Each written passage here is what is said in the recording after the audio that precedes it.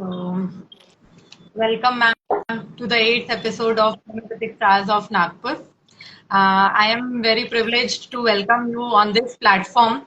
And a little introduction about you that Dr. Sangeeta Renge, ma'am, is a distinguished modern day homeopath and clinical cosmetologist with over 2 decades of experience, having practiced since 2001. She holds an impressive list of accolades, including the prestigious Central India's Best Hair and Clinic Award in 2015 and Navbharat Superwoman Award in 2022. Dr. Renge has a particular passion for treating chronic skin conditions, offering her patients a blend of modern and clinical expertise.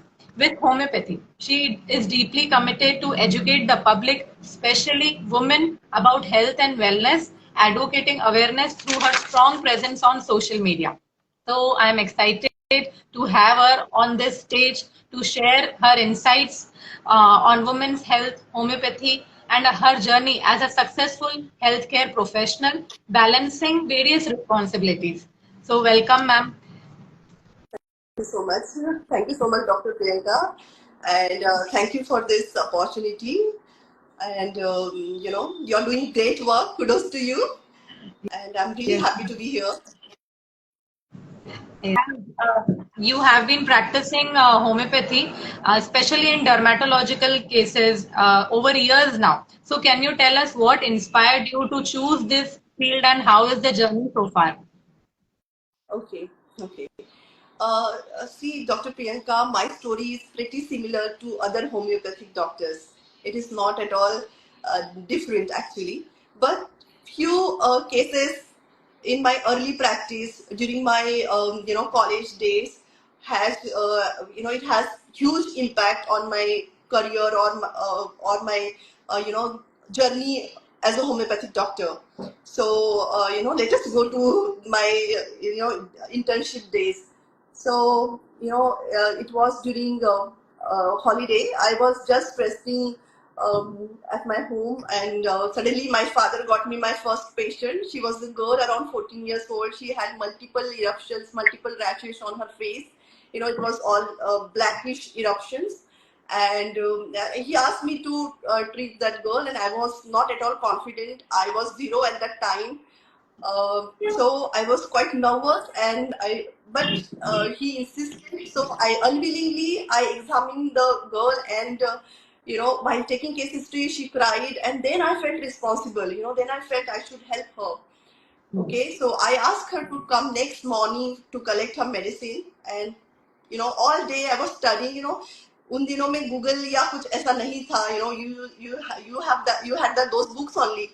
Yeah. So whole day I was studying, and next morning I was ready with my diagnosis. I was ready with my remedy. Okay, so when that girl came, I gave her those pills, and I told my father that I'm not at all a doctor. I'm just pursuing my internship. तो कुछ नहीं होने वाला, तो आप कुछ उम्मीद मत करिए. That is what I said to my dad. But after 7 days, when that girl came, she was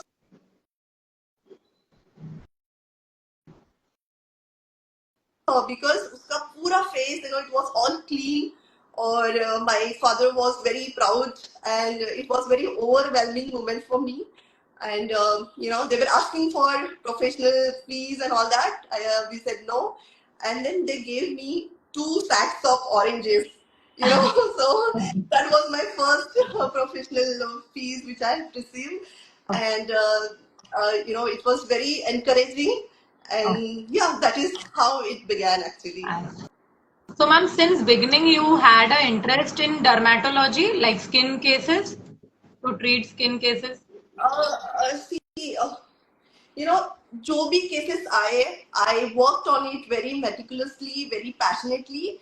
But ऐसा हुआ कि later on, I got those cases only. Most of them were like, in that dermatological field only. Yeah. Yeah. So then you gradually set up your practice in, especially in skin disorders and homeopathy. Like it I is. started with that. I started with allergic problem. I started with that, but later on, I was doing everything. I was practicing, like for a pediatric concern, for women's problem, I was doing everything. But then, especially, I started as a allergic homeopathic doctor. Okay. So, ma'am, it is very rare to listen that there is special clinic for homeopathy and dermatology. So, in Nagpur, I feel your clinic is best for skin cases and treated with homeopathy purely. Thank you so much. Thank you. So, ma'am, what are the common skin conditions that you treat in your clinic, and how it differs from the conventional mode of treatment? Okay. So देखिए, there are more than thousands skin conditions, right? But आपके पास है ना 20 to 25 normal common problems लेके patients आएंगे. Definitely कुछ अलग cases भी आए हैं which is not very common, but normally 20 to 25 diseases को लेके पेशेंट्स आपके पास आते हैं.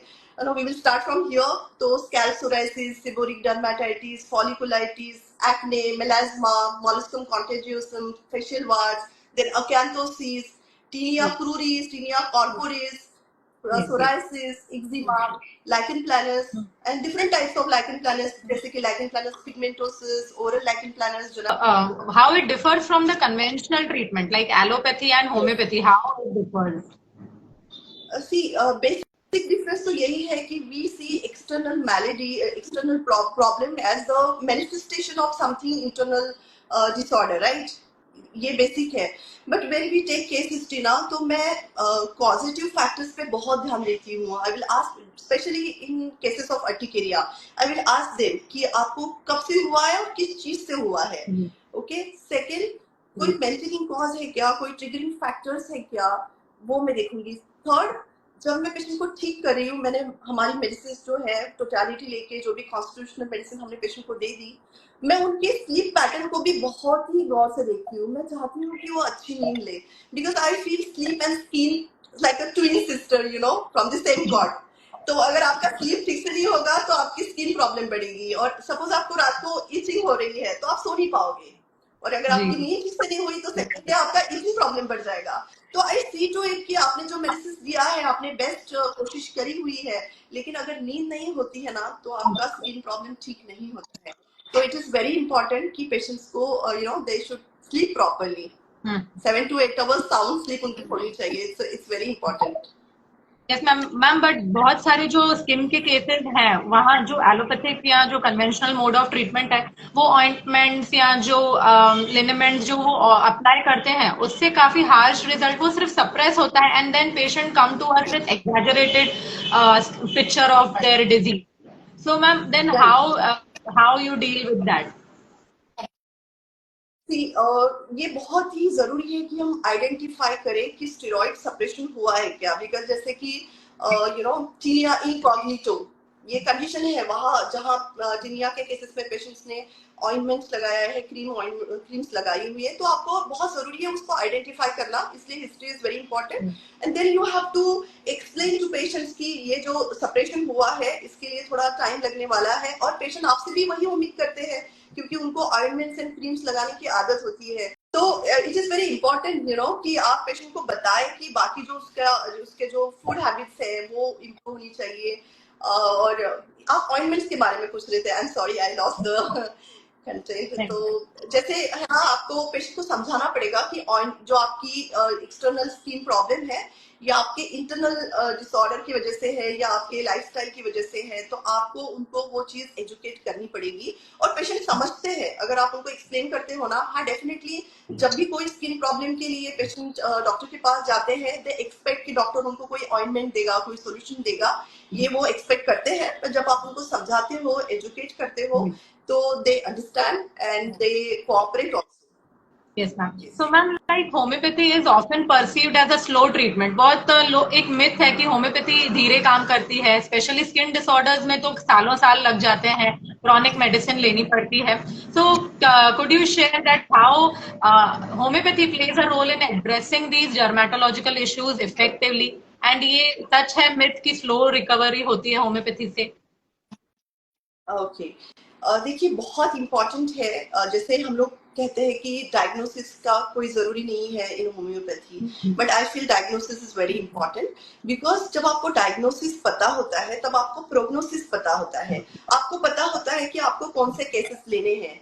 सपोज एग्जाम्पल, अगर आपके पास पेशेंट आता है जिसको फेशियल वार्ड्स है, ओके, सपोज फेशियल वार्ड है, सीरिंगोमास है या स्किन टैग्स है, आपको तीनों चीजें, अगर आपको डायग्नोसिस नहीं पता है तो आपको तीनों चीजें सेम लगेगी। आप सीरिंगोमास के लिए भी होम्योपैथिक ट्रीटमेंट दोगे, आप आपकी बेस्ट मेहनत करोगे और बेस्ट ड्रग दोगे, बट उसमें रिजल्ट नहीं आने वाला है। सो you should know the limitation and you will know the limitation when you know the diagnosis. So diagnosis is very important. Second, जैसे आप मैनेजमेंट के लिए भी डायग्नोसिस इज इम्पोर्टेंट, बिकॉज अगर आपके पास कॉर्न, कैलस इस तरह के पेशेंट आते हैं, जहाँ पे कॉर्न के लिए मैनेजमेंट इज डिफरेंट।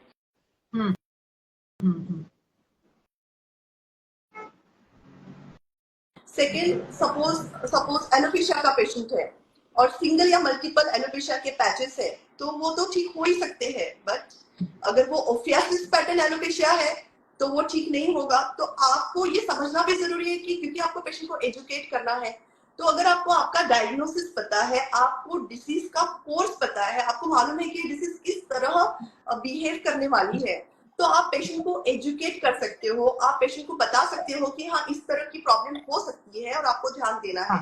जैसे कि विटिलिगो का पेशेंट है, अगर विटिलिगो के पेशेंट में कॉर्नर्स फिनोमेना, जैसे आपको इंजुरी होती है तो you get white patch there, तो वो इंजुरी या फ्रिक्शन को आपको अवॉइड करने के लिए बोलना है। अगर एक्जिमा के केसेस है तो ईच साइकिल जो होती है ना, ईच स्क्रैच, ईच साइकिल, वो आपको ब्रेक करना जरूरी है। सिर्फ मेडिसिन करने से नहीं होगा, आपको वो जो है वो चीज भी रोकनी पड़ेगी, है ना, अदरवाइज पेशेंट स्क्रैच करते रहेगा, स्किन लैकिनिफाइड हो जाएगी, और लैकिनिफाइड एक्जिमा अगर हो गया तो ट्रीटमेंट तो बहुत मुश्किल हो जाती है।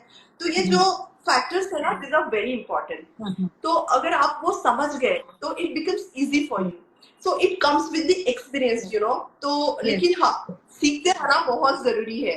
तो जैसे ऐसा नहीं है कि स्लो ट्रीटमेंट होती है, बहुत फास्ट ट्रीटमेंट भी हो सकती है, but again it depends upon the nature of disease, कि डिसीज कैसा है, एक्यूट है कि क्रॉनिक है, राइट। अगर एक्यूट है तो डेफिनेटली आपको जल्दी रिजल्ट मिलेगा, अगर क्रॉनिक है तो थोड़ा ज्यादा टाइम ले सकता है, but you know we have seen patients with chronic diseases also improving very fast, और इस साल तो हमने ऐसे काफी केसेस देखे हुए हैं।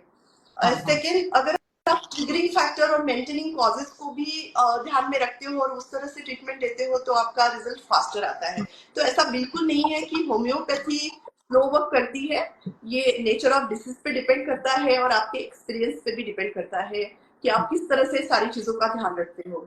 And here you know I would like to quote Kent, उन्होंने लेसन राइटिंग में लिखा हुआ है उनके एक्सपीरियंस के बारे में, कि जब वो इनिशियल डेज में जब वो होम्योपैथी से यू नो लाइक टाइफॉइड के लिए वो मेडिसिन देते थे, तो he used to take 15 days to 20 days typhoid के केसेस को रिकवर करने के लिए। ओके मैम, जैसे कि how do you integrate knowledge of dermatology in treating the skin diseases homeopathically? Like homeopathy में डिफरेंट प्रिंसिपल्स हैं, so how homeopathic principles are applied in these cases, or what is your format, how you treat the cases, what is your approach in treating the cases, dermatological cases?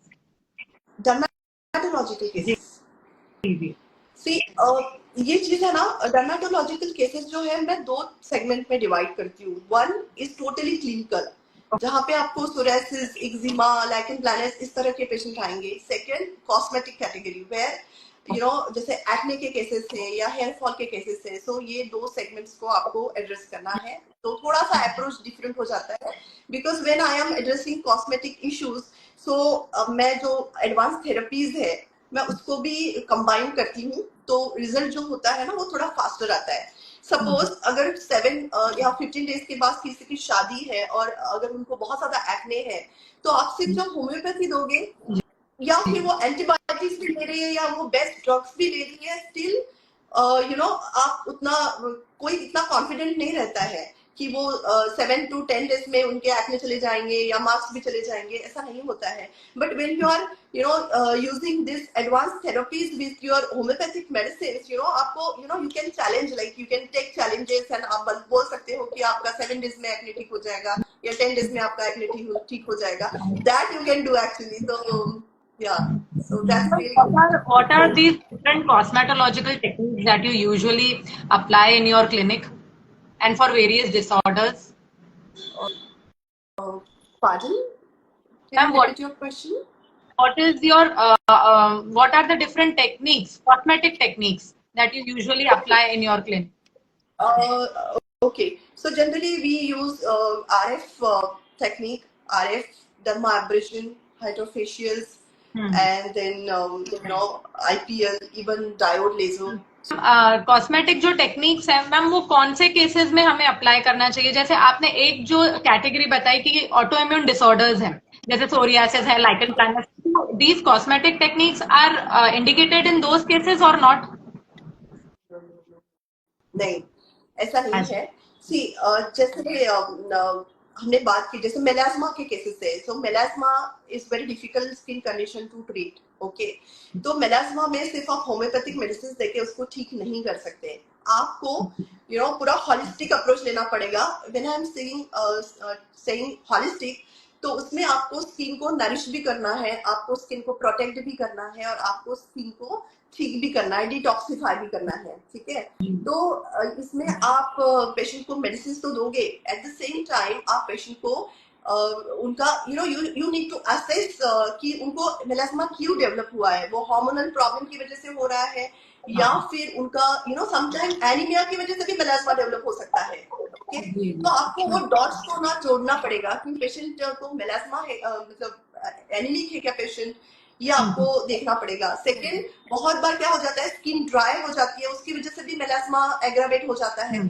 तो जब आप patient को treatment suggest करोगे, तब आप पूरा उनका diet का ख्याल रखोगे, उनको आप कुछ स्किन थेरेपीज करोगे जो एक्सटर्नली पेशेंट को सपल फील कराएगी, सॉफ्ट फील कराएगी, हाइड्रेशन देगी, नरिशमेंट देगी, और आप इंटरनल नरिशमेंट का भी एट द सेम टाइम ध्यान रखोगे. बट इसमें आपको कोई स्टेरॉइड ऑइंटमेंट या कोई इस तरह का लेना नहीं है. जस्ट बेसिक है ना, आप उनको मॉइस्चराइजर बता दो और सन प्रोटेक्शन बता दो, और फिर आप आपकी स्किन थेरेपीज कर सकते हो ना. हाँ, तो जब आप उनको होम्योपैथिक मेडिसिन दोगे फॉर देयर एलर्जीज, तो अगर उनकी एलर्जीज इंप्रूव होती है तो ऑटोमेटिकली उनके डार्क सर्कल रिड्यूस हो जाते हैं. बट अगेन आपको वो डॉट्स जोड़ने पड़ेंगे, आपको समझना पड़ेगा कि उनको डार्क सर्कल्स क्यों डेवलप हो रहे हैं, and that is very important. So basically, causative factors are important. Ki there are many factors involved for the dermatological cases, and depending on the then depending on the that cosmetic treatment is given. Other different types of cosmetic. Cosmetic treatment से नहीं होता है doctor Priyanka. If you ask me कि why I am so confident in skin concerns, I'm telling you because I have a knowledge of everything. I have a knowledge of food habits. I know the importance of sleep patterns. I know how to deal with stress when patients are under tremendous stress. I know what to do, how to talk to them, and I am very good in selecting remedy, taking case histories. So everything is important क्योंकि आप किसी भी skin conditions को सिर्फ homeopathic medicine देके treat कर सकते हो, बट ये टाइम लगेगा, बहुत टाइम लगेगा. लेकिन आप उनके अगर फूड हैबिट्स का ध्यान रखते हो, उनके स्लीप पैटर्न्स का ध्यान रखते हो, आप उनको स्ट्रेस रिड्यूस करने के लिए कुछ चीजें बोलते हो, तो आप ये जो टाइम है इसको आप थोड़ा सा फास्ट कर सकते हो. तो ये चीजें बहुत इम्पोर्टेंट. जी मैम. सीनिया के केसेस से, फंगल इन्फेक्शन के केसेस है, वहां पे आप एडवाइस करते हो पेशेंट को कि आपको सन एक्सपोजर जरूरी है, आपको करना है, और कुछ केसेस में आप उनको एडवाइस करते हो कि आपको सन प्रोटेक्शन करना है. सो इट्स वेरी इंपॉर्टेंट कि आपको कब क्या एडवाइस करना है. तो आपका थरो नॉलेज होना बहुत जरूरी है उस डिसीज का भी, आपके मेडिसिन का भी, थेरेपेटिक्स का भी, and at the same time आपके food habits and as I said sleep also. तो वो सारी चीजें आपको पता होनी चाहिए. हाँ, सो मैम जैसे आप बहुत ही होम्योपैथी का भी नॉलेज और डर्मैट का नॉलेज, डर्मेटोलॉजिकल केसेस के सारे डिसऑर्डर्स का नॉलेज होना बहुत जरूरी है। Causative factors, lifestyle changes, food habits, everything. तो मैम आप कुछ बुक्स सजेस्ट कर सकते हैं रेफरेंस के लिए homeopathically and also for skin disorders? आप कौन सी आपकी फेवरेट बुक्स हैं? देखिए जैसे क्लिनिकल नॉलेज जो है आप तो किसी भी बुक से ले सकते हो, ऐसा कुछ फेवरेट बुक नहीं है। बट हाँ, मैं कंटिन्यूसली रीड करते रहती हूँ, नॉलेज अपग्रेड करती रहती हूँ। अगर कोई डिसीज मुझे नहीं समझता है तो आई गो इन डेप्थ, ओके, कि क्या होगा, किस तरह का होगा, ये मैं जानने की कोशिश करती हूँ। So it's a continuous process, every day you have to learn, you have to upgrade your knowledge. Second, coming to homeopathy, Farrington Materia Medica is my most favorite book. वो मैंने सिंस बिगिनिंग 5 to 6 टाइम पढ़ी हुई है, और मुझे जब भी materia Medica पढ़ने का मन करता है मैं पहले वही बुक उठाती हूँ। सेकेंड, मुझे कैंसर राइटिंग पढ़ना बहुत अच्छा लगता है। वो आपकी बहुत सारी चीजें जहाँ आप स्टक फील करोगे, आपको समझ में नहीं आएगा मैं क्या करूँ, वहाँ पे छोटी छोटी टिप्स दी हुई है, which is very important. And at the same time जब आप थोड़ा सा डिप्रेस्ड फील करो या फिर आपको लगे कि नथिंग इज वर्किंग, तो उन्होंने कुछ छोटी छोटी चीजें लिखी हुई है, तो that will boost your confidence, वो आपको मोटिवेट करती है। तो ये 2 बुक्स मेरे बहुत फेवरेट है। और मुझे रेपर्टरी पढ़ना बहुत अच्छा लगता है, चाहे वो केंट रेपर्टरी हो, चाहे वो बोगर्स गोनी हुसैन रेपर्टरी हो, मुझे रेपर्टरी पढ़ना बहुत अच्छा लगता है। ओके, रेपर्टरी है सो ना, मैम ऐड करना चाहूंगी, जब आप रेपर्टरी पढ़ते हो ना, आप है ना, आप लीजेंस को भी, लीजेंस जो होते हैं स्किन लीजेंस, जैसे आपने केस हिस्ट्री लिया, सारी डिटेल्स ले ली, बट जब आप लीजेंस को देखते हो ना, आप आपको समझ में आता है कि क्या देखना है। सब boil, large body with multiple openings, then which drug to select. Your prescription becomes very specific or very targeted, and you get the results. तो वो बहुत जरूरी है। Yes, ma'am. So, ma'am, can we discuss about some case that you treated with homeopathically and cosmetologically? So, with some like case example, an Okay. autoimmune disorder or a simple disorder like dermatological. Auto immune disease में हम कभी cosmetic चीजें use ही नहीं करते। Okay, auto immune में आपको हमारे पास एक पेशेंट था, she had multiple skin problems, और उनके बाल भी यहाँ से गए हुए थे। And as I told you कि आपको पैटर्न और वो जो डिसीज हुआ है, जो इरप्शंस है, उसको ऑब्जर्व करना बहुत जरूरी है। It was very unusual, she had some boil, she had hair loss, she was very skinny, लेकिन वो थोड़ा ऑड लग रहा था। तो हमने उनका एसएलई टेस्ट करवाया and which came positive, but ऐसे केसेस में आप उनको कॉस्मेटिक ट्रीटमेंट नहीं सजेस्ट करेंगे, आप ऐसे केसेस में उनको होम्योपैथी देंगे। तो हमने उनको होम्योपैथिक ट्रीटमेंट दी, तो like with in few months she was like completely cured, कि उनका बाल भी आ गए उनके, और उनकी शादी भी थी यहाँ। तो बिल्कुल वो आर्टिफिशियल एक्सटेंशंस लगा के आई थी, और वो चाहती थी कि हम उनको कोई वीक प्रोवाइड करें सामने। तो हमने कहा वीक तो नहीं देंगे, लेकिन बाल जरूर लेके आएंगे। तो उनकी शादी 3 महीने के बाद थी, और आई एम टेलिंग यू कि 3 महीने में उनके छोटे छोटे बाल थे, बट उनको वीक लगाने की जरूरत नहीं पड़ी, और बहुत अच्छे से उनका शादी हो गया। तो ये ऑटोइम्यून केसेस में एज आई टोल्ड यू, हाँ, कॉस्मेटिक प्रोसीजर्स नहीं यूज करते। हाँ, लेकिन जैसे एक्ने हो गया, मेलास्मा हो गया, जैसे हेयर लॉस में you have a different hair loss problems, तो एंड्रोजेनेटिक एलोपेशिया में you can use your procedures to enhance the result, because androgenetic alopecia में वैसे भी लिमिटेशंस होते हैं। तो आप जब ये थेरेपीज साथ में यूज करते हो, तो डेफिनेटली आपके रिजल्ट थोड़े ज्यादा अच्छे आते हैं ऐसे केसेस में। तो यू मस्ट आइडेंटिफाई कि आपको कहाँ पे ये कॉस्मेटिक प्रोसीजर्स करनी है और कहाँ पे नहीं करनी है, ये बहुत जरूरी है। तो मैम, जैसे कि ये जो सारी ट्रीटमेंट आप बताते हैं, आपके आपके लिए कोई डर्मेटोलॉजिकल केसेस का अलग से केस टेकिंग परफॉर्मा है कि case taking is same similar to like homeopathy, like as we do usually? Similar to homeopathy, कोई डिफरेंट नहीं तो है। हाँ, तो मैम, अलग से कोई केस टेकिंग का जैसे अप्रोच है, ऐसा कुछ कि location, sensation, modality, concomitant as we use usually in other? ये जो हम नॉर्मल जो केस हिस्ट्री लेते हैं for normal conditions and skin condition, ये सेम होता है, सिर्फ अप्रोच थोड़ा सा डिफरेंट है। हाँ, केस टेकिंग का अप्रोच सेम है, बट ट्रीटमेंट का अप्रोच थोड़ा डिफरेंट है। Okay Okay. तो जैसे मैं रिपीटली आपको कह रही हूँ कि आप अगर स्किन कंडीशंस को देखते हो तो आपको पूरा पूरा देखना पड़ेगा, हॉलिस्टिक अप्रोच होना जरूरी है, दैट इज हाँ. Very important. एंड आप स्किन Okay. लीजन्स को भी ऑब्जर्व करें, स्किन लीजन्स से आपको बहुत सारी की नोट्स मिल जाएंगे, क्लियर सिम्टम मिल जाएंगे। या So, ma'am, like your clinic's name is Total Clinic. So, हाँ other हाँ than skin, what are the other facilities or what are the other cases that you usually see in your clinic?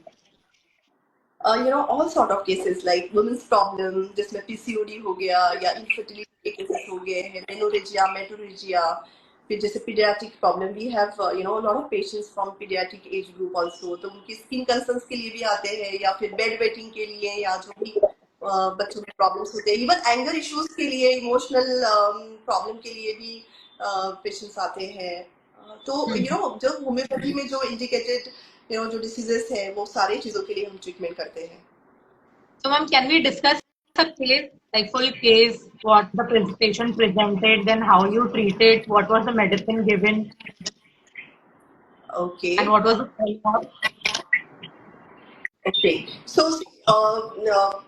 There are lot of cases like that, but then जैसे बहुत important है, as I said कि diagnosis important है और आपको skin के आगे देखना है, तो जैसे अकैंथोसिस का केस है, अगर आपको नेक डार्कनेस दिखता है या एक्सिलरी एरिया आपका डार्क रहता है विच इज कॉल्ड एज अकैंथोसिस, तो आपको अकैंथोसिस के लिए आप सिर्फ आपका जो विजन है या फिर आपका जो अप्रोच है वो सुपरफिशियल नहीं होना चाहिए कि आपने बस क्रीम सजेस्ट कर दी या फिर आपने उनको कोई सिर्फ होम्योपैथिक मेडिसिन दे दी विदाउट डूइंग इन्वेस्टिगेशंस। आपको उससे भी मतलब आइडिया आ जाता है, आपका डायग्नोसिस क्लियर हो जाता है, आपको दूसरे फैक्टर्स भी समझ में आ जाते हैं कि कोई डेफिशिएंसी है या कुछ है या इंसुलिन रेजिस्टेंस है। तो अगर आपने मेडिसिन दी और आपने या so you want to discuss the case. Okay so जैसे अकैंथोसिस के लिए पेशेंट आई थी, she was very obese and she had multiple problem, she had PCOD also and ये उनको पूरा डार्क था, एक्सिलरी एरियाज भी डार्क था। तो हमने उनके इन्वेस्टिगेशंस कराए जिसमें उनका सीरम इंसुलिन वाज पॉजिटिव, तो शी वाज इंसुलिन रेजिस्टेंट। तो वो बहुत ट्रीटमेंट लेके आई थी पर वो इम्प्रूव नहीं हो रही थी। तो ऐसे केसेस में हमने पूरा उनका केस हिस्ट्री लिया, केस हिस्ट्री लेने के बाद हमने उनको मेडिसिन दी और साथ में मैंने उनको चैलेंज दिया वेट लॉस का। मैंने कहा आप वेट लॉस नहीं करोगे तो आपके जो सेल्स है वो किसी भी चीज को, किसी भी ट्रीटमेंट को रिस्पॉन्ड नहीं करेंगे। तो आपने कितना भी अच्छा होम्योपैथिक मेडिसिन दे दिया, लेकिन अगर आपने उनका एक्सरसाइज नहीं कराया, उनकी एनर्जी को आपने you have to do that by advising exercise also, diet also and by giving homeopathic medicine also. तो क्या हुआ, उनका वेट लॉस शुरू हुआ और वो रिस्पॉन्ड करने लगी और फिर उनका slowly slowly without doing anything acanthosis चला गया। तो अकैंथोसिस के लिए तो पेशेंट्स ने होम्योपैथिक डॉक्टर के पास भी जाना चाहिए। आई थिंक सो या Like you are very passionate about the women health, and you are very active on social media spreading awareness. So ma'am, talking about the women health, what are the some key issues that women should be alert about their should be aware of their conditions, health conditions? see what I feel, nowadays women they are so busy fulfilling family responsibilities, taking care of children, taking care of husband and all household duties and everything. So what they do, they keep their health on the second seat, right? उनके लिए वो priority होती ही नहीं है, वो ध्यान ही नहीं देते हैं। तो बहुत बार ऐसा हो जाता है कि आप देखेंगे बहुत सारी वुमेन वुड से कि हाँ मुझे तो वेट लॉस करना है लेकिन जिम में जाने को टाइम नहीं है, डॉक्टर के पास जाने को टाइम नहीं है, सेल्फ एग्जामिन करने को टाइम नहीं है, धरना। तो obesity is very common nowadays, diabetes is very common nowadays. तो अगर उनको थोड़ा बहुत हम बताएंगे तो डेफिनेटली ये सारी चीजें जो हार्मोनल प्रॉब्लम्स है, डायबिटीज है, इसको कंट्रोल किया जा सकता है। डायबिटीज तो I think it is related to food and food only, और अगर आप आपके फूड हैबिट्स इंप्रूव करते हो तो डेफिनेटली डायबिटीज भी इंप्रूव हो सकता है। And recently I I'm doing some work on diabetes also, and successfully I'm able to maintain the sugar level. Patient is not taking any medicines or insulin, कुछ नहीं ले रहा है, just following my diet and that suggested by me, and taking some homeopathic medicines, और बिल्कुल उनका sugar level बिल्कुल maintain है, and that is since last 1 year. Yes. So I am very much working on that thing also. And ma'am like अभी आपके social media channel इस पे Instagram पे काफी ब्रेस्ट कैंसर अवेयरनेस प्रोग्राम कुछ दिख रहा है, तो आप शेयर करना चाहेंगे about the breast cancer awareness programme? Definitely. देखिए प्रियंका, बहुत बार ऐसा होता है कि हम लोग कहते हैं कि हाँ हमें दुख होता है जब हम सुनते हैं कि किसी का ब्रेस्ट कैंसर एडवांस स्टेज में डिटेक्ट हुआ है ना, हमें दुख होता है, हमें उनके लिए सिंपैथी फील होती है, दर्द फील होता है। बट व्हाट आई बिलीव ये जो हमारे इमोशंस है, ये अगर हम ट्रांसफॉर्म नहीं कर पाए, कुछ कंस्ट्रक्टिव नहीं कर पाए, तो ये इमोशंस आएंगे और जाएंगे, राइट? इसका कुछ अच्छा यूज तो होना चाहिए, कुछ कंस्ट्रक्टिव कुछ चीजें होनी चाहिए। तो मैं बहुत ज्यादा I advocate lot of social awareness. जैसे मैं बात तो हमेशा करती रहती हूँ, जैसे किसी के पास लाइसेंस नहीं है स्टाफ के पास, तो मैं उनको बोलती रहूंगी कि आप लाइसेंस निकालो, इंश्योरेंस निकालो, बच्चों को स्कूल क्यों नहीं भेज रहे हो, बच्चों को स्कूल भेजो। So I was doing that all alone, छोटी छोटी चीजों के लिए। बट अब जब मेरे पास टीम है, and my staff is also very much they are very devoted and they are very smart also. So since last 2 years I've been doing this awareness campaign for different reasons, जैसे कि hormonal issues है, teenagers के जो issues है, या फिर adolescence growth के जो इश्यूज है, मैं उसके लिए भी काम कर रही हूँ। बट रिसेंटली ऐसा हुआ कि हमारी एक टीम बिल्ड हुई है जहाँ पे सर्जन्स भी है, जहाँ पे मेडिकल एमडी डॉक्टर्स भी है, रेडियोलॉजिस्ट भी है। तो एक स्ट्रॉन्ग बैकअप जो है वो बन गया है, वो जुड़ गया है इस कॉज से। So we are forming one community. हम उस शुरुआत में ही है, सो बीइंग पार्टनर करके we are building one community for breast cancer awareness programme के लिए, जिसमें सिर्फ हमको बात करनी है और कुछ नहीं करना है। हम सिर्फ बात करके हमारी जो वुमेन्स है उनको मोटिवेट कर सकते हैं for self breast examination, for clinical breast examination. और ऐसे अगर कोई पेशेंट होते हैं, किसी को डाउट होता है अबाउट देयर ब्रेस्ट नोडूल, या उनको लगता है कि ब्रेस्ट में कोई गांठ है, कुछ सस्पिशियस चीज है, तो आप उनको हमारे क्लिनिक में रेफर कर सकते हो, जहाँ पे सर्जन आके they will examine them and then we can guide them कि उनको वो कैसे कर सकते हैं। देखिए, जब भी किसी फैमिली में ब्रेस्ट कैंसर डायग्नोसिस होता है तो फैमिली शॉक में हो जाती है। सबसे पहले तो उनको लगता है कि कैंसर हुआ है तो मर ही जाएंगे, है ना? बट ऐसा नहीं है, कैंसर से बचा जा सकता है। और उनकी जो जर्नी होती है बहुत ही डिफिकल्ट जर्नी होती है, बहुत ही पेनफुल जर्नी होती है, फाइनेंशियल बर्डन बहुत होता है। लेकिन ऐसी काफी योजनाएं हैं जहाँ पे ट्रीटमेंट का कोई इलाज, कोई खर्चा नहीं आता, सर्जरीज भी कॉस्ट फ्री हो जाती है। तो हमें सिर्फ उस चीज को गाइड करना है, पेशेंट को वहां तक हमें सिर्फ उनको गाइड करना है, उनकी ये जर्नी जो है वो थोड़ी इजी बनानी है। सो ये जो कम्युनिटी है, पिंक पार्टनर कम्युनिटी, ये यही काम करने वाली है। और आपने आज पिंक पहना है, तो आप भी इस कम्युनिटी को ज्वाइन करें and help us to do this social work.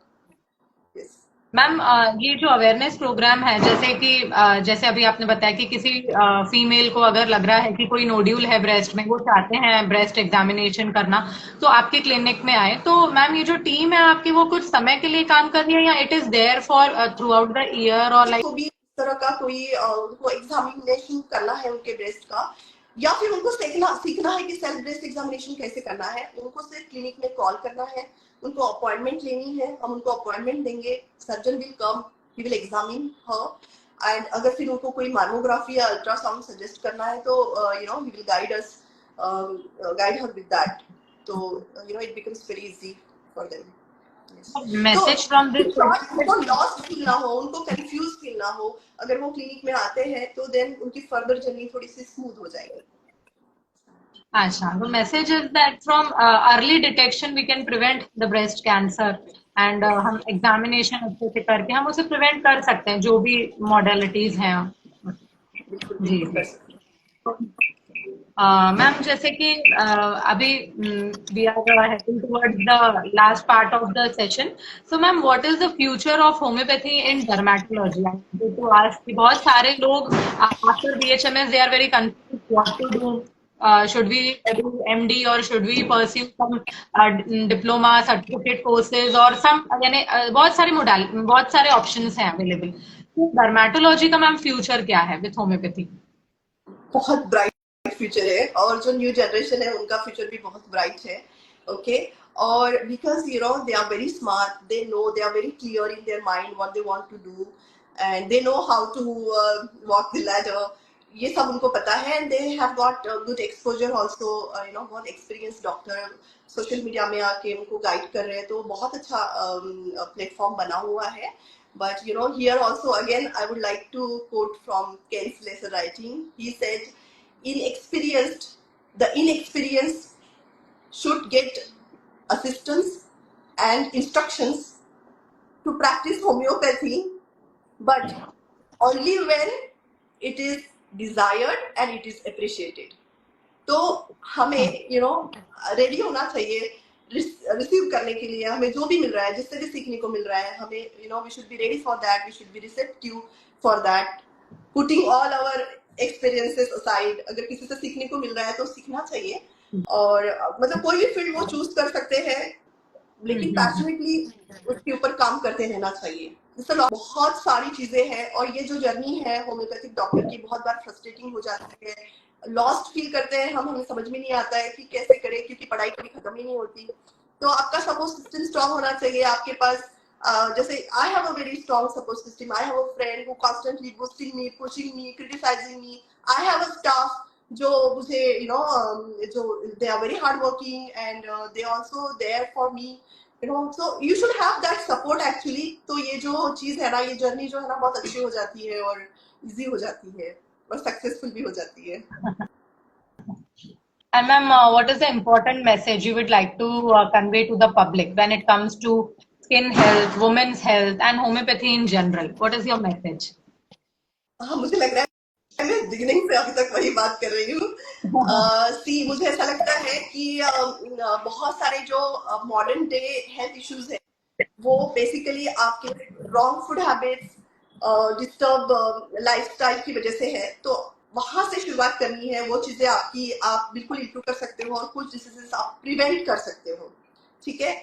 Second thing, अगर बाय चांस आपको कोई डिसीज हो भी गया तो आप बिल्कुल होम्योपैथी को यू नो फर्स्ट चॉइस करके जा सकते हो. बिकॉज मैक्सिमम चीजें तो बिल्कुल ठीक हो जाती हो, चाहे वो एक्यूट एलिमेंट्स हो, चाहे वो क्रॉनिक एलिमेंट्स हो, बिल्कुल होम्योपैथी से वो चीजें ठीक हो जाती है. तो मुझे लगता है कि होम्योपैथी को ही first you know it should be your first choice when you have any disease like that. Yeah, so that's it. So ma'am, it was very informative session liked by many people in our audience. And बहुत ma'am सुन के अच्छा लगा कि homeopathy में बहुत लोग सिर्फ dermatological cases के लिए बहुत स्कोप सुना था, बट अगर जब हम इंटीग्रेट करते हैं कॉस्मेटिक ट्रीटमेंट के साथ, अगर हम कॉस्मेटिक ट्रीटमेंट सप्लाई ना भी करें तो भी हमें बहुत आज ये होप मिला कि there is a lot of scope in autoimmune disorders also and there is a many modalities available like to do investigation, proper management, lifestyle के साथ डील करना है, many factors are involved, nutrition is involved, sleep is involved, so there are so many factors जो आज हमें पता चले. So thank you ma'am. Thank you so much. Thank you for thank you so much for full conversation. Ma'am जैसे ये session में थोड़ा सा बफरिंग हुआ है, तो we will plan a more detailed video next time कि जब भी आप अवेलेबल रहे और एक और बार हम डिस्कशन करते हैं. Surely. Looking forward to it. Thank you so much and all the best for your future. And you are really doing a good job. And thank you so much once again. Thank you, ma'am. Bye, ma'am. Bye.